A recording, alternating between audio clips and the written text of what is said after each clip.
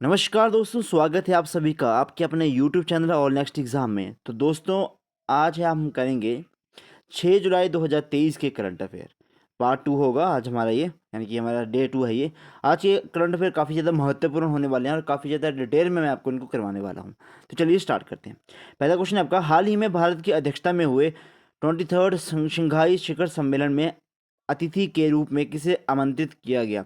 देखो जी, इस बार का जो एससीओ की बैठक हो रही है ना, जिसकी स्थापना 1996 में हुई थी, और इसका जो स्टार्टिंग में जो इसकी नाम था वो शंघाई 5 के नाम से इसको हम जाता था। ओके, इसका मुख्यालय जो वो बीजिंग में, हेडक्वार्टर बीजिंग में, काफ़ी ज़्यादा इंपॉर्टेंट है ये।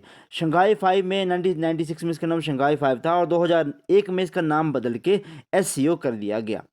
वर्तमान में इसके 8 सदस्य हैं, भारत और पाकिस्तान। अब भारत ने ज्वाइन किया तो पाकिस्तान कैसे पीछे रहता, तो भारत और पाकिस्तान ने इसमें 2017 में एंटर किया था। इस बार की जो अध्यक्षता थी वो भारत के द्वारा करी गई, और इस बार जो जिसे मुख्य अतिथि के रूप में बुलाया गया वो है तुर्कमेनिस्तान। क्यों बुलाया इसको? क्योंकि भाई इसकी चाइना से बिल्कुल भी नहीं बनती, तो इसीलिए उन्होंने क्या किया, थोड़ा सा चाइना के जलाने के लिए भाई इसको तुर्कमेनिस्तान को उन्होंने आमंत्रित किया एज ए गेस्ट के रूप में। इसके जो हमारे कितने कौन कौन से सदस्य हैं इनमें, वो मैं आपको बता देता हूँ। चाइना है, रूस है, उज्बेकिस्तान है, कजाकिस्तान है, भारत है, पाकिस्तान है, तजाकिस्तान है, किर्गिस्तान है। तो ये काफ़ी ज़्यादा महत्वपूर्ण बन जाता है। एससीओ इसका हेडक्वार्टर कहाँ पे है, ये सारी चीज़ें बहुत ही इंपॉर्टेंट बन जाती हैं। थीम क्या थी इस बार की? Toward a secure SCO. Okay, अतिथि इस बार तुर्कमेनिस्तान को बुलाया गया था। ये थी सारी तुर्कमेनिस्तान की इसमें पूरी जानकारी। अच्छा, तुर्कमेनिस्तान जो है हालांकि एससीओ का सदस्य नहीं था। अब आप सबने ये पढ़ा होगा कि सर, आप बोल रहे हो कि सर हमने तो पहले पढ़ा था कि ईरान भी इसका सदस्य है। देखिए, ईरान से सदस्य बनेगा अभी, बस उतना पता है हमें, लेकिन बन चुका है। ऑफिशियल डाटा इसमें, ऑफिशियल नोटिफिकेशन है, वो अभी तक नहीं आई है। ओके, जो 9 सदस्य बनेगा वो आपका ईरान ही बनेगा। अच्छा जी, नेक्स्ट क्वेश्चन देखेंगे कि एससीओ की, इस बार याद रखिए कि इसकी अध्यक्षता भारत कर रहा है। बहुत महत्वपूर्ण बन जाएगा पूरे के पूरे साल ये। इस बार एससीओ के विदेश मंत्रियों की बैठक इस बार गोवा में हुई। 49th G7 शिखर सम्मेलन 2023 में जापान में संपन्न हुआ। ये भी काफ़ी ज़्यादा इंपॉर्टेंट है। जो 42वां आसियान शिखर सम्मेलन है वो बाली इंडोनेशिया में स्थापित मतलब इस बार संपन्न हुआ। G20 का 18वां अध्यक्ष जो है वो भारत बना। आपको पता है इस बार G20 की पूरी अध्यक्षता भारत कर रहा है। सूडान में फंसे भारतीयों को नागरिकों को बचाने के लिए हमने ऑपरेशन कावेरी स्टार्ट किया था। और जो क्वाड सम्मेलन है जिसमें हमारे 4 देश हैं, भारत, यूएसए, फिर आपका ऑस्ट्रेलिया, और चौथा कौन है इसमें? क्वाड सम्मेलन, जिनकी एक एक्सरसाइज भी होती है जिसको हम मालाबार के नाम से जानते हैं। या ठीक है, क्वाड सम्मेलन में इसका जो जापान में इसको संपन्न हुआ इस बार ये।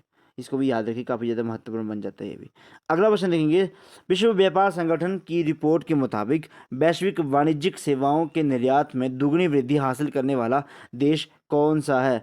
हमने इसमें जो क्वेश्चन को लाने का मकसद था उसमें मेरे को डब्ल्यूटीओ आपको पढ़ाना था। डब्ल्यूटीओ की स्थापना वैसे तो बहुत पहले हो गई थी, लेकिन इसका पहला नाम था GATT। उसके बाद 1995 में इसका नाम बदल के 1 जनवरी 1995 में इसका नाम बदल के आपका WTO करा गया। मुख्यालय इसका कहाँ पे है? जिनेवा, स्विट्जरलैंड में इसका मुख्यालय है। और इसके अध्यक्ष कौन है? नकोंजी ओकाजा इवेला, ये इस बार की यहाँ की अध्यक्ष हैं। काफ़ी ज़्यादा नाइजीरियन है, और ये पहली बार कोई बना था अफ्रीकन कंट्री से। काफ़ी ज़्यादा महत्वपूर्ण बन जाता है ये। ठीक है जी। तो वृद्धि का जो मामला है इस बार, जो चाइना है वो 3, पहले 3 था, अब 5.4% की इसमें बढ़ रहा है।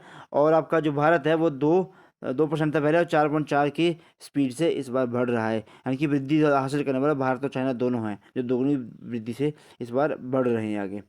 अगला है आपका भारत सेवा क्षेत्र आकर्षक चिकित्सा। इसको छोड़ो, भारत और चाइना के बीच में एक अभ्यास होता है, नौसैनिक अभ्यास, मतलब उसका नाम है आपका हैंड इन हैंड।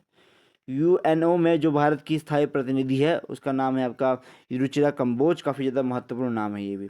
विश्व बैंक के अध्यक्ष कौन बने इस बार? अजय भंगा, ये मैंने आपको कल भी करवाया था। डब्ल्यूटीओ के अध्यक्ष कौन है? डॉक्टर टेड्रोस बने हैं।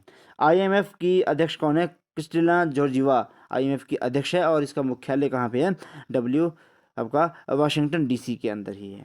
ठीक है, वर्ल्ड बैंक और आईएमएफ का दोनों का वाशिंगटन डीसी के अंदर ही इसका है। यूनेस्को, इसका मुख्यालय आपका पेरिस में है, और इसको यूएसए को दोबारा से इन्होंने शामिल कर लिया, हमने कल पढ़ा था। अगला प्रश्न है आपका, हाल ही में ग्लोबल शतरंज लीग के पहले संस्करण का आयोजन कहाँ हुआ? तो ग्लोबल शतरंज लीग हुई एक, जैसे चेस चैंपियनशिप हुई, इसका जो फर्स्ट एडिशन है वो दुबई में संपन्न हुआ। चैंपियन इसका कौन बना? त्रिवेणी अलायंस। उपविजेता ग्रैंड मुंबा बने। विजेता कौन बने इसके? जोनासस बेकर त्रिवेणी के थे। ओके जी। जापान, अब जापान के बारे में थोड़े से जान लेते हैं। जापान की राजधानी आपकी टोक्यो, और सबसे बड़ा जो द्वीप है वो होंशु है। होंशु, क्यूशु, 4 द्वीप है इसमें ना, 4 इसमें आइलैंड है, और सबसे बड़ा आइलैंड इनमें से होंशु है, याद रखें। इनकी संसद का नाम मेनली पूछा जाता है, तो संसद का नाम है इनका डाइट, और इनकी मुद्रा है येन। को 15 इस बार कहाँ पे हुआ? मॉन्ट्रियल। को 15 जो हुआ था वो मॉन्ट्रियल कनाडा के अंदर हुआ था, जो मैंने कल भी पढ़ा था। जैव विविधता से काफ़ी ज़्यादा महत्वपूर्ण है। मॉन्ट्रियल प्रोटोकॉल ओजोन परत के संरक्षण के लिए यहाँ पे कस्में खाई गई थी। तो ये हुआ था आपका मॉन्ट्रियल प्रोटोकॉल 1987 में, 16 सितंबर 1987 में। इसलिए हम 16 सितंबर को ओजोन डे के रूप में भी मनाते हैं। फर्स्ट वाटर सम्मेलन न्यूयॉर्क में संपन्न हुआ। भारत का 82वां ग्रैंड मास्टर कौन बनता है? ये कुछ पॉइंट होते हैं चेस वालों के ना, अगर वो पॉइंट कंप्लीट हो जाते हैं तो उसको हम बोलते हैं कि भाई ग्रैंड मास्टर बन के बंदा। तो इस बार जो ग्रैंड मास्टर बने वो कौन बने? विपुला प्रणीत बने। पहली महिला कौन थी आपके ग्रैंड मास्टर? विजय लक्ष्मी पंडित। काफ़ी महत्वपूर्ण नाम था, जब ये बनी थी तो साल भर इनका नाम चलता रहा था एग्जाम्स के अंदर। अगला प्रश्न है आपका, अंतर्राष्ट्रीय फुटबॉल में सर्वाधिक गोल करने में सुनील छेत्री ने चौथा स्थान हासिल किया। भाई बहुत बड़ी बात है ये। अच्छा, फर्स्ट में आपके रोनाल्डो और सुनील छेत्री भारत के। अभी हमने SAFF जो चैंपियनशिप हुई उसमें भी हमने पेनल्टी शूटआउट में जीता भारत ने। फीफा वर्ल्ड कप की बात करें तो कतर दोहा में इस बार इसको संपन्न हुआ, और गोल्डन बूट का जो अवार्ड है वो एम्बाप्पे, फ्रांस के थे ये, काफ़ी गजब प्लेयर हैं, तो इनको दिया गया। गोल्डन बॉल का खिताब लियोनेल मेसी को दिया गया, इस बार यही विनर थे, और अर्जेंटीना से थे, और अर्जेंटीना इस बार विजय रही और फ्रांस इसमें उपविजय रहा। टोक्यो ओलंपिक में भारत का रैंक कितना था? 48th रैंक था, और कितने मेडल जीते? 1 2 का 4। इस तरह से याद रखिए, 1 गोल्ड, 2 सिल्वर और 4 ब्रॉन्ज मेडल भारत ने टोक्यो ओलंपिक में जीते थे। अंतर्राष्ट्रीय ओलंपिक समिति का मुख्यालय कहाँ पे है? तो लुसाने, स्विट्जरलैंड में अंतर्राष्ट्रीय ओलंपिक समिति का मुख्यालय है, ये भी आपको याद रखना है। और कब इसकी स्थापना हुई थी? 23 जून 1894 में इसकी स्थापना हो चुकी थी भाई, ये भी आपको याद रखना है। अगला क्वेश्चन है आपका कि थर्ड खेलो इंडिया यूनिवर्सिटी गेम्स इस बार उत्तर प्रदेश में हो रहे हैं। पहली बार इसको पंजाब में करवाया गया था, और इस बार का जो इसका मस्कट होता है ना, शुभंकर है, वो जीतू है। जीतू क्या है? बारहसिंह का है। ओके, मतलब मस्कट रखते हैं, होते नहीं वो कार्टून जैसा, तो उसके बाद का मस्कट जो है वो आपका जीतू है।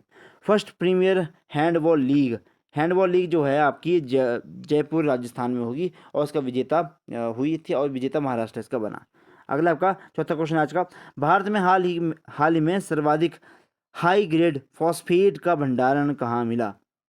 हाई ग्रेड जिसका मिला दुनिया में पूछा गया, तो नॉर्वे में इसका मिला। और फॉस्फेट का कहाँ पे यूज़ होता है? उर्वरक में यूज़ होता है, आपकी खादों में यूज़ होता है फॉस्फेट। आपने पढ़ा होगा ना, वो NPK खाद आती है। कई बार क्या होता है ना कि NPK खाद का रेशो पूछ ली जाती है, कितने कितने रेशो में होती है। तो N होती है नाइट्रोजन, फॉस्फेट और आपका पोटाशियम, 3 आपकी खादें होती हैं, इनकी रेशो कितनी होती है? 4 2 का 1। इस तरह से आपको इसको याद रखना है। ओके जी। अच्छा, फर्स्ट भारत में पहली बार लिथियम के भंडार मिले भाई, जम्मू एंड कश्मीर में मिले। काफ़ी बड़ी बात है लिथियम के भंडार मिलने की, क्योंकि आपको पता है कि बैटरीज वगैरह में लिथियम का काफ़ी ज़्यादा महत्वपूर्ण रहती है। नॉर्वे की राजधानी है ओस्लो, जहाँ पे शांति का नोबेल प्राइज़ पुरस्कार आपको दिया जाता है। बाल्टिक देश आपको पूछे, कई बार क्वेश्चन पूछ लेते कि बाल्टिक देश कौन कौन से हैं। एक होते बाल्टिक, एक है नॉर्डिक देश, ठीक है। तो बाल्टिक देश में आपके लातविया, लिथुआनिया और एस्टोनिया, 3 इसमें नाम आते हैं। Latvia, Estonia, Lithuania. देखो, अगर इस क्लास को आप मेरे साथ डेली करेंगे ना, मैं डेफिनेटली कहता हूँ कि 7 8 दिनों के बाद आपके अंदर इतना चेंज आएगा, आपको खुद लगेगा पता कि हमारे अंदर कुछ ना कुछ नॉलेज भी इंक्रीज़ हो रहा है। ये खुद जो क्लास है जहाँ से मैंने ये मतलब ये पढ़े हैं, मेरे को खुद इसमें को पढ़ने के लिए कम से कम 2 से ढाई घंटे लग गए हैं, और मैं आपको करवा रहा हूँ इनको, और ये 15 से 20 मिनट में आपको कवर मैं करवा दूंगा। 2 की स्पीड पे देखेंगे, बिल्कुल कंप्लीट हो जाएगा। इसीलिए इसको ज़रूर देखें। हमने अभी हाल ही में एग्ज़ाम हो, तो हमने देखा कि हम करंट अफेयर में काफ़ी ज़्यादा लैग कर रहे हैं, इसलिए मेरे को लगा कि हम करंट अफेयर की डेली सीरीज चलाएंगे। जिसको करना होगा वो आराम से कर सकता है फिर। तो नॉर्डिक देश कौन से हैं? नॉर्वे, स्वीडन, आइसलैंड, डेनमार्क और फिनलैंड। ये आपके 5 देश इसमें आते हैं, कई बार पूछ लिए जाते हैं, याद रखें। अखिल भारतीय सेवा, ऑल इंडिया सर्विसेज का कौन सा आर्टिकल है आपका? Article number 312। और इसके जनक कौन थे? इसके फादर किसको माना जाता है? लॉर्ड कॉर्नवालिस को उसका फादर माना जाता है। खैबर मिसाइल ईरान के द्वारा, ठीक है, एक उनकी पहले भी थी, फतेह मिसाइल भी थी। यहाँ क्वेश्चन पूछ लेते कि खैबर मिसाइल किस देश से संबंधित है? तो ईरान से संबंधित है। 28 मई 2023 को वीर सावरकर जयंती मनाई गई। नए संसद भवन का उद्घाटन भी आपका इसी दिन किया गया था प्रधानमंत्री मोदी जी के द्वारा। भारत की first pod taxi Noida UP में चली। नेक्स्ट आपका नई संसद, अच्छा इसको याद रखें, जो नई संसद है ना उसको कौन से प्रोजेक्ट के तहत बनाया गया था? सेंट्रल विस्टा प्रोजेक्ट के तहत इसको बनाया गया था, टाटा कंपनी के द्वारा इसको बनाया गया था। इसके जो वास्तुकार थे जिसने इसको डिजाइन किया था वो थे बिमल पटेल, काफ़ी इंपॉर्टेंट नाम है। 888 इसमें लोकसभा की सीटें हैं और 384 इसमें आपकी राज्यसभा की सीटें हैं। और कौन सी थीम के ऊपर लोकसभा बनाई गई थी? मोर की थीम के ऊपर लोकसभा बनाई गई है और कमल की थीम के ऊपर आपका राज्यसभा इसमें बनाई गई है, याद रखें इनको भी। 5वां क्वेश्चन आपका, हाल ही में खाद्य और कृषि संगठन यानी कि फूड एंड एग्रीकल्चर ऑर्गेनाइजेशन का महानिदेशक किसे नियुक्त किया गया? तो किसे नियुक्त किया गया? क्यों डोंग्यू जो कि चाइना से संबंधित हैं, 4 साल के लिए इनको नियुक्त करा गया। अभी मतलब 1 अगस्त से इनको नियुक्त किया जाएगा, मतलब आगे इन्होंने नाम दे दी कि ये बनेंगे भाई महानिदेशक। विश्व खाद्य दिवस 16 अक्टूबर को मनाया जाता है क्योंकि 16 अक्टूबर को FAO का 1995 में स्थापना हुई थी, ये इसको याद रखना है। इसका हेडक्वार्टर कहाँ पे है? रोम इटली के अंदर इसका हेडक्वार्टर है। और इटली जो आपका रोम है, रोम शहर है वो टाइबर नदी के किनारे स्थित है, इसको भी आपने याद रखना है। भारत के attorney general of the India आपके R वेंकट रमणी है इस टाइम के ऊपर, और आर्टिकल नंबर आपका 76 इसमें आता है। नए chief of the defence staff Anil Chauhan है। DRDO के अध्यक्ष कौन है? समीर कामत, याद रखें। और DRDO की स्थापना इसरो से पहले हो चुकी थी, 1 जनवरी 1958 को इसकी स्थापना हो चुकी थी, याद रखें इसको भी।